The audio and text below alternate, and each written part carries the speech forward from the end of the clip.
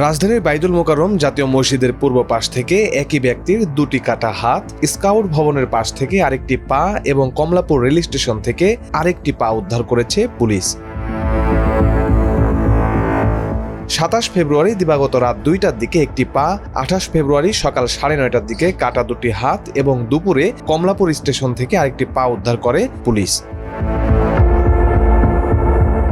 পরে আঙুলের ছাপের মাধ্যমে জানা গেছে মোহাম্মদ ওবায়দুল্লাহ নামের এক ব্যক্তির দেহের খণ্ডিত অংশ এগুলো। তার বাড়ি নরসিংদীর শিবপুর উপজেলায়।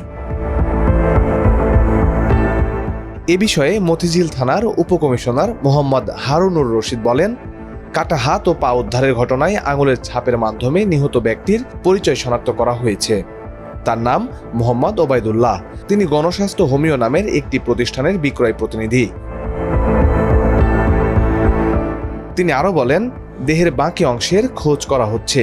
কে বা কারা খণ্ডিত অংশ ফেলে গেছে তা শনাক্ত করতে ঘটনাস্থল এবং আশেপাশের সিসিটিভি ফুটেজ খতিয়ে দেখা হচ্ছে। হত্যায় জড়িতদের শনাক্ত ও গ্রেপ্তারে অভিযান চলমান রয়েছে।